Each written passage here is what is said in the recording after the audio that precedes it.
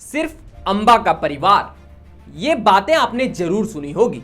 विपक्ष अंबा के ऊपर लगातार परिवारवाद का आरोप लगाता रहा है, लेकिन विपक्ष को अब परिवारवाद का आरोप लगाने का एक और मौका मिल गया है और यह मौका योगेंद्र साव के परिवार ने खुद ही दिया है।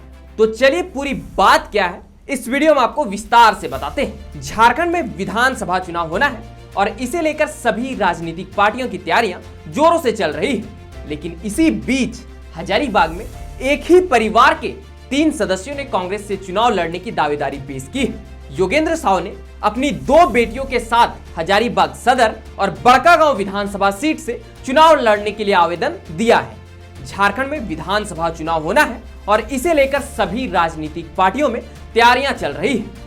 कई ऐसे उम्मीदवार भी हैं जिन्होंने अपने दावेदारी भी टिकट के लिए पेश कर दी है, लेकिन हजारीबाग का एक ऐसा परिवार है जिसके 3 सदस्यों ने टिकट की दावेदारी की है। इसके बाद से ही यह परिवार और भी सुर्खियों में आ गया है। झारखंड की राजनीति में योगेंद्र साव एक ऐसा नाम है जो परिचय के मोहताज तो नहीं है, वह हमेशा किसी न किसी कारणवश सुर्खियों में बने रहते हैं। पर 2024 के विधानसभा चुनाव में योगेंद्र साव के परिवार ने अपने ही परिवार के 3 लोगों की टिकट के लिए दावेदारी की है। इसमें पहला नाम है अंबा प्रसाद, जो बड़कागांव से विधायक है और उन्होंने बड़कागांव विधानसभा के लिए अपनी दावेदारी पेश की है। वहीं दूसरे नंबर पर है योगेंद्र साव, जिन्होंने बड़कागांव और हजारीबाग सदर से दावेदारी की है। और वहीं तीसरे नंबर पर योगेंद्र साव की छोटी बेटी अनुप्रिया भी हजारीबाग से टिकट के लिए दावेदारी की है। एक और से देखें तो हजारीबाग सदर में पिता और बेटी टिकट के लिए आमने सामने होंगे। योगेंद्र साव की छोटी बेटी अनुप्रिया हजारीबाग से ही पढ़ाई लिखाई की है और मुंबई में जाकर वकालत की पढ़ाई की है। राजनीति में आने से पहले वह अनुप्रिया फाउंडेशन के नाम से एक एनजीओ चलाती थी, लेकिन इन दिनों वो कई सामाजिक कार्यों में काफी व्यस्तता दिखा रही है। राजनीति में वह इस सोच के साथ आई है कि हजारीबाग के लिए कुछ अच्छा करना है। मुंबई की धारावी में उन्होंने स्लम एरिया में काम भी किया है। ऐसे में हजारीबाग को भी सुंदर और खूबसूरत बनाना चाहती है। रही बात चुनाव लड़ने की, तो इस पर उनका कहना है कि उनके पिता की चाहत थी कि वह नामांकन करे, इस वजह से उन्होंने पर्चा भरा था। पर एक ही परिवार के 3 सदस्यों ने जब टिकट के लिए दावेदारी पेश की, तो इस पर हजारीबाग जिला कांग्रेस कमेटी के अध्यक्ष शैलेंद्र यादव का कहना है कि इस परिवार ने बहुत कष्ट झेला है। योगेंद्र साव का परिवार कांग्रेस पार्टी के लिए सदैव समर्पित है और सभी की इच्छा है कि वह जनप्रतिनिधि बने। योगेंद्र साव और उनकी पत्नी और बेटी सभी जनप्रतिनिधि बने। ऐसे में उनकी छोटी बेटी की भी इच्छा है कि वह कांग्रेस की सेवा करे, तो उनका स्वागत है।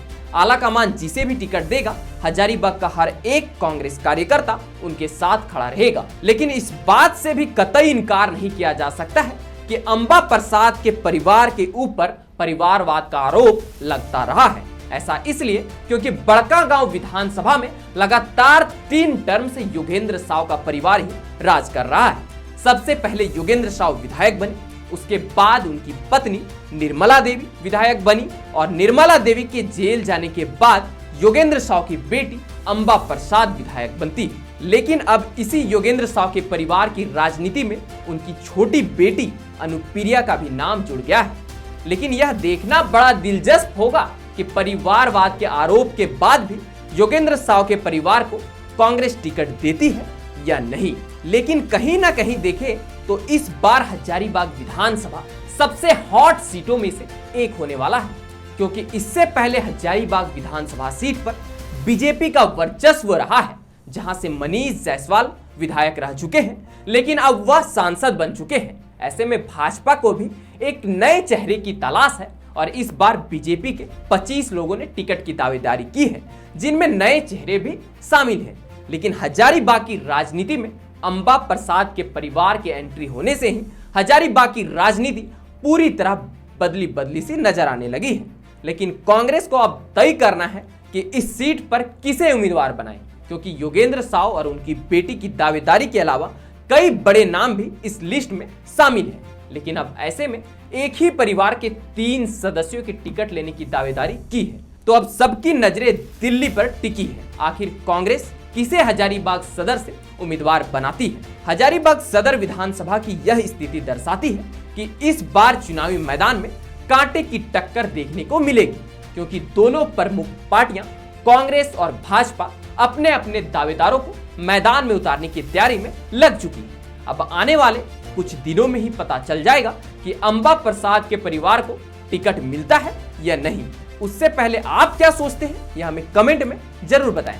और यह वीडियो अगर आपको इन्फॉर्मेटिव लगे तो अपने दोस्तों के साथ शेयर जरूर करें और इस YouTube चैनल को सब्सक्राइब भी जरूर कर लें। तो चलिए मिलते हैं अगले इसी प्रकार के कुछ और वीडियो के साथ। तब तक के लिए आप सबों को जोहार।